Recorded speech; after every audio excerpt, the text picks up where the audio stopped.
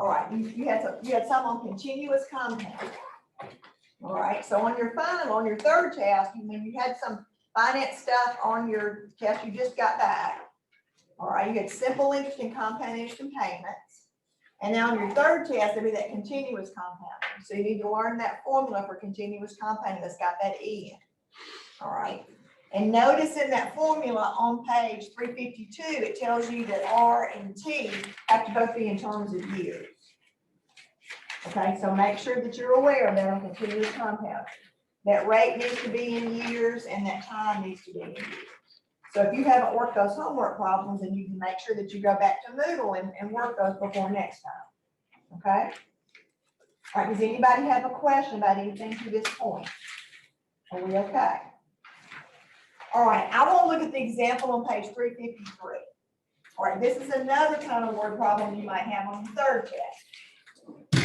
All right, so your third test is going to start with inverse functions. So your third test is going to start with this section 4.1 on inverse functions.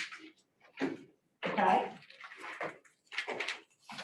So we have the third test? Your third test and a final. Okay?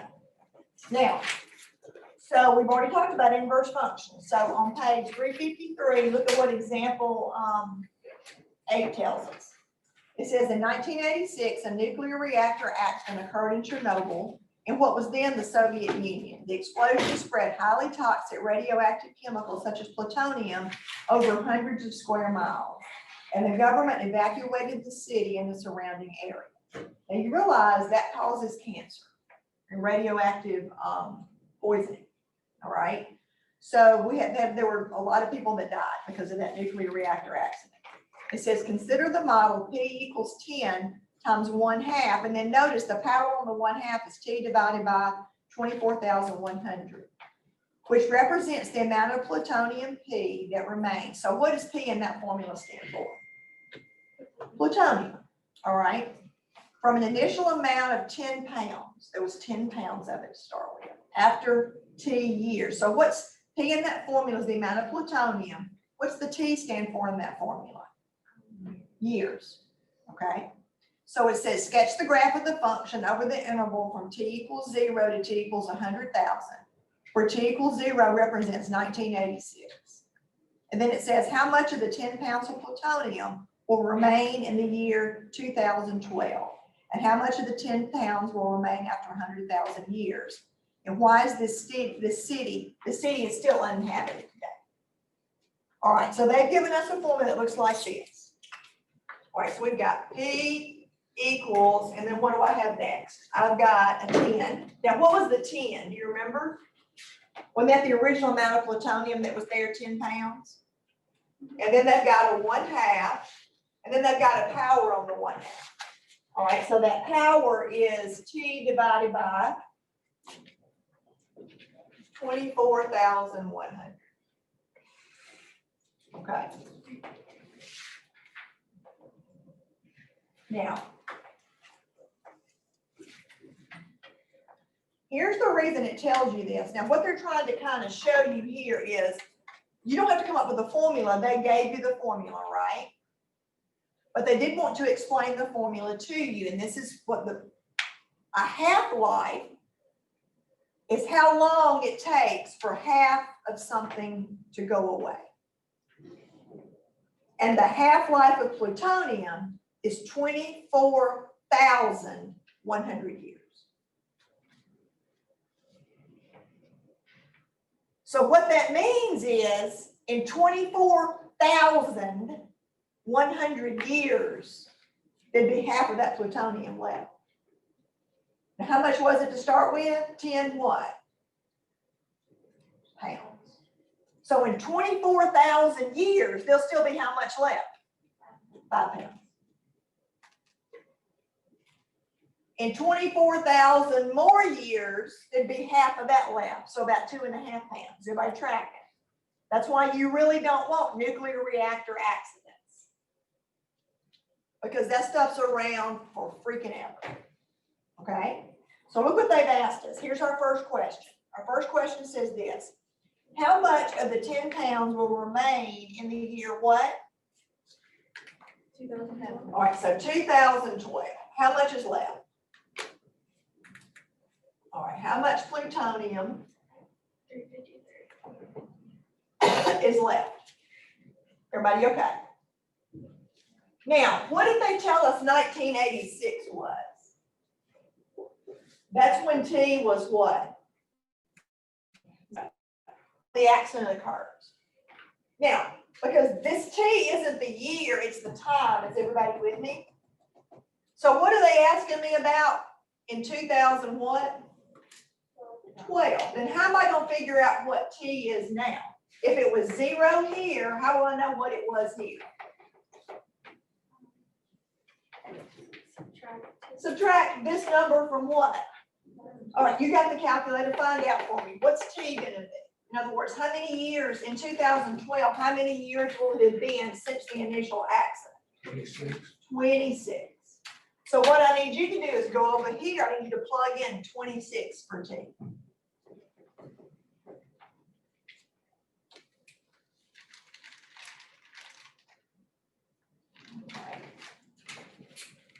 So I've got a 26, and I'm going to divide it by my 24,000 what?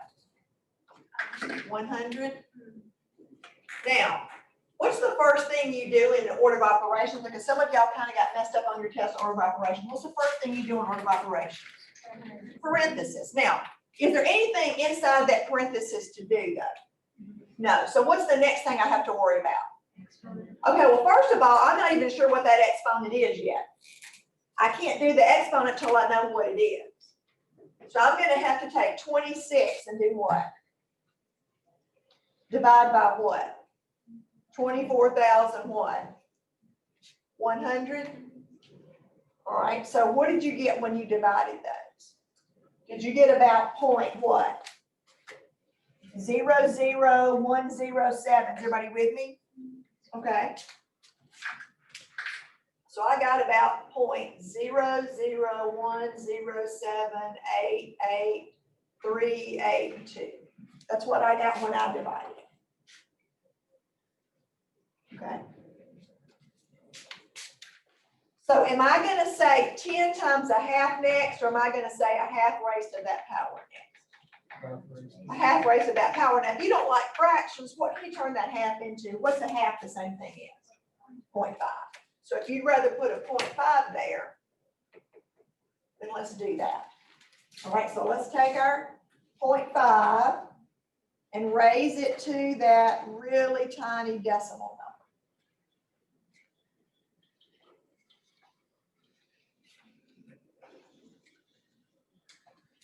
All right, here's what I got when I did that.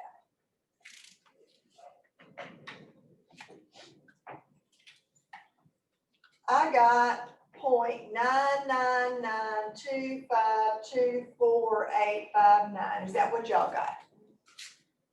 All right. So now let's round. Let's multiply by 10. Isn't that going to give me 9 point something? So 9 what? Maybe 3 if we round off. Is everybody with me? Now, isn't this your plutonium? How much was it initially? How many pounds? 10 pounds. How much is left? Almost what? Almost all of it.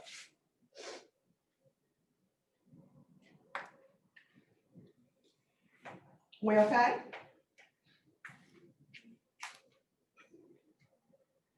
So after 26 years, virtually none of it's gone. Then part B said, well, how much is left after, didn't it say 100,000 years? So what would I do now? What's the 100,000? That's my T. So go back now and work it. And this time, what are you going to put in for T? 100,000. Okay. So now you got 100,000 divided by, what number was it? 24,100? All right, so go get me how much plutonium you have then. You got your calculator. And follow your order of operations. And again, if you'd rather change that 1/2 to 5/10, you are welcome to do that.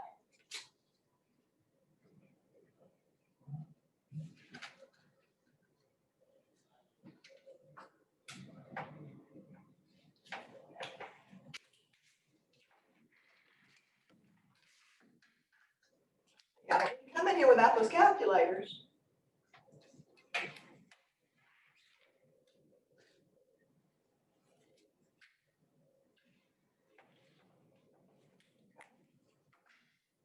Am I gonna say 10 times 5/10 or 5/10 to that power next? Which one am I gonna do? Which one comes, the next time it's come before multiplication? All right, so if I take 5/10 and I raise to that power, I got about 0.056 and a little bit more. Is that what y'all got?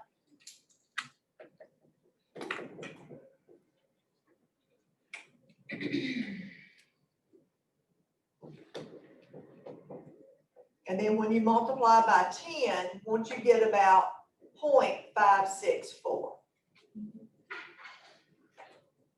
pounds?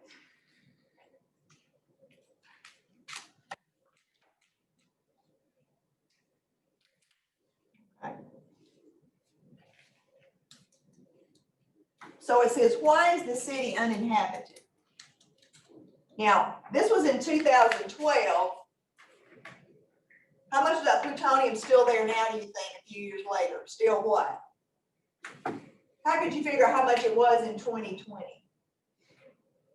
What would T be? What would I do with this 2020 and that 1986? Subtract them, it's gonna be almost exactly that amount. There's still almost all that plutonium still there. That's why nobody can move back. Okay, so what they're trying to get you to do in that section is they're trying to get you to be able to use these formulas where you're plugging in numbers for powers. Is everybody okay? All right, what we're gonna do now is this. All right, look on page 358. We're gonna talk about logarithms. We're gonna start logarithms and do logarithms for a few days. Okay? Now, there's nothing magical about logs. People freak out about logarithms, but we're not gonna freak out.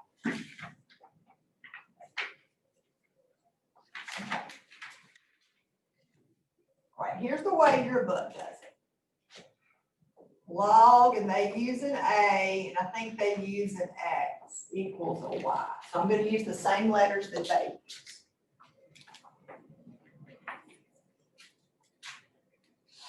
All right, so the problems will look something like this. Log of 1,000. Or log, and we'll have a base of 2 of like 16. Or they'll have like log of,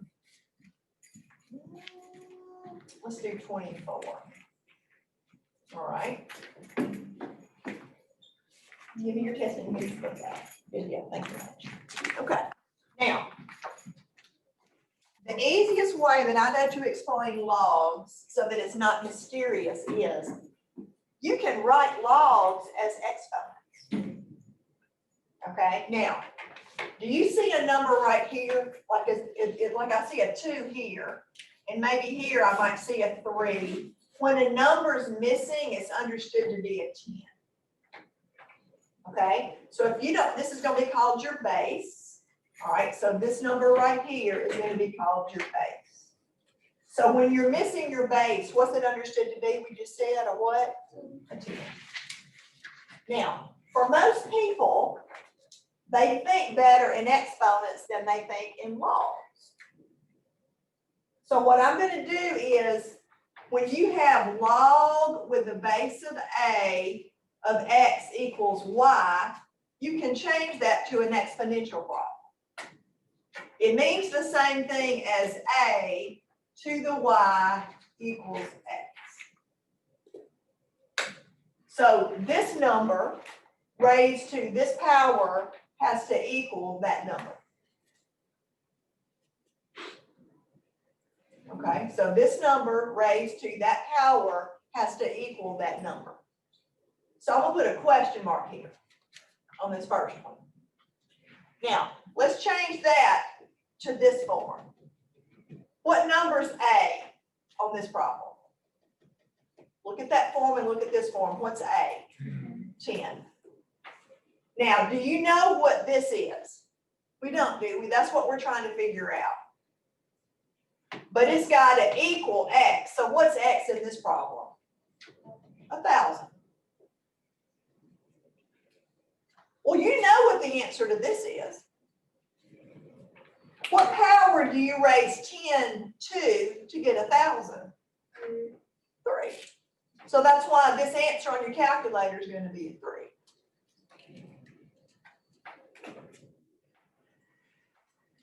Okay. Now look at this one. Again, I don't know this answer. I don't know what log of 16 with a base of 2 is. Okay. So I'm going to turn it into this formula right here. So what does it say? Which number is going to be my base? The 2 or the 16 or the question mark? Which one's the base? 2. The 2. So you've got to learn to change this form into what? This form and this form back into that form. That's what your homework's going to be tonight. Just change it from this form to this form and this form back to what? That form. Going back and forth between logs and exponents, logs and exponents. Now, 2 to what power equals 16? Again, I bet you can figure that out. 4. So that means this answer right here has got to be 4. Because you may have to sit here and think, okay, 2 times 2 is 4, 4 times 2 is 8, 8 times 2 is 16, so it must have been a 4. Now, most of the time when you're doing logs, you don't get pretty integer answers. And look at why. What would this one be? What's my base going to be? The 3, the 24, or the question mark? 3. The 3. What's my exponent? The question mark or the 24? The question mark. It's got to equal 24.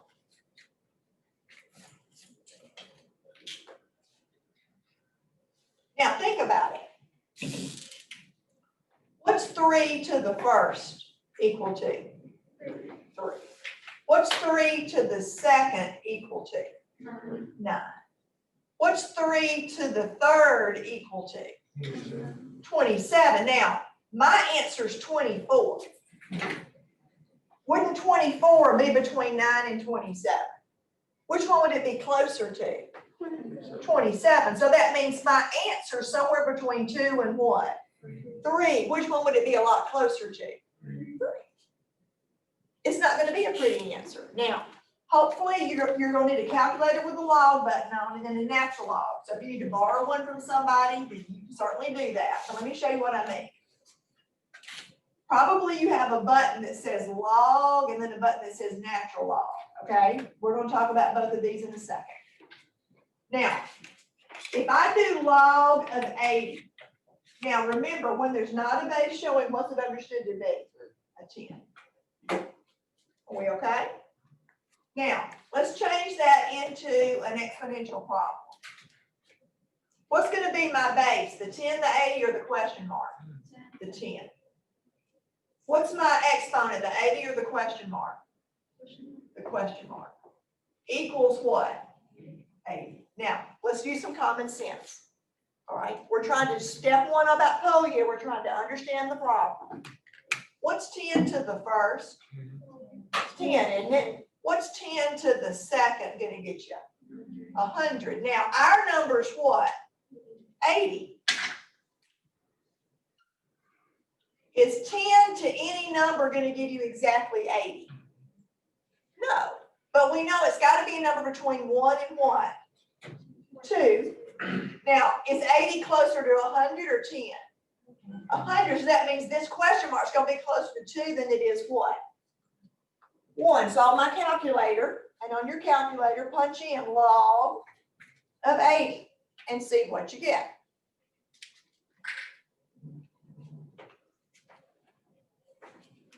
If I round to about 4 decimal places, I get about 1.9031. Is that what y'all get? And see, doesn't that make sense? We said we should get a number between 1 and 2, but closer to what? To 2. All right, try this one for me. All right. What's the log of 304? Just punch that in your machines and find out what that is. The log of 304. Now, when there's no base showing, what's it understood to be? or 10. So 10 to some power is 304, isn't it? Now, we've already said 10 to the first is what? 10. What's 10 to the second? 100. What's 10 to the third?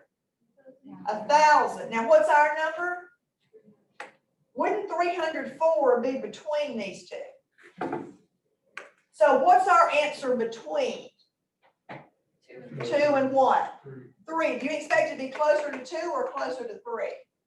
Closer to 2. So when you typed in the log of 304, sure enough, what'd you get? About what? 2.48 what? 3. Are we okay? Now, let me kind of show you this one. When we were doing exponentials, okay, we would have like y equals 2 to the x, or y equals 5 to the x. And we said the one that pops up the most is y equals like e to the x. Do you remember that? Now, what's e around? Around what integer is e close to? Close to 3, isn't it? Is it a little more than 3 or a little less than 3? A little less than 3. It's about 2.71. Nothing magical, it's just an irrational number. Log with a base of e. That's the most common log. It's even more common than log base 10. Now, let's think about this.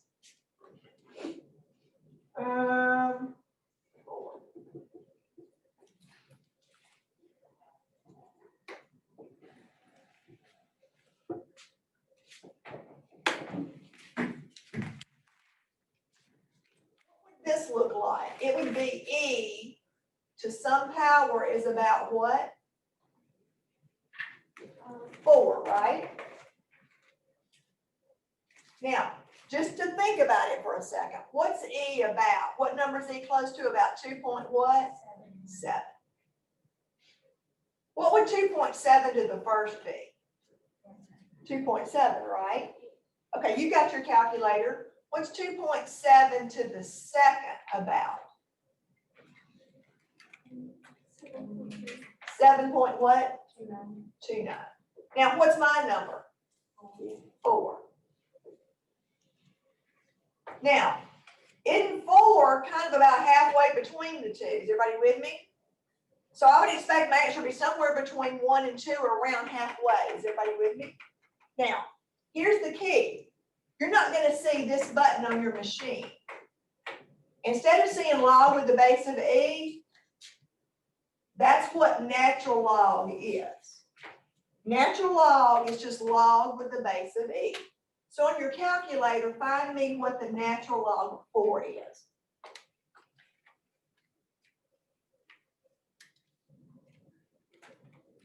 Did you get about 1.4 or 1.386? Isn't that, didn't we say it should be about halfway? So natural log is nothing magical. It's just log with the base of what? A. And see, in my head, I don't think well in 2.7, but I think pretty well in 3s. So 3 to the first would have been 3, 3 to the second would have been 9. So my number was 4, so it would have been somewhere between 3 and 9. Is everybody with me? Find me the natural log of 100.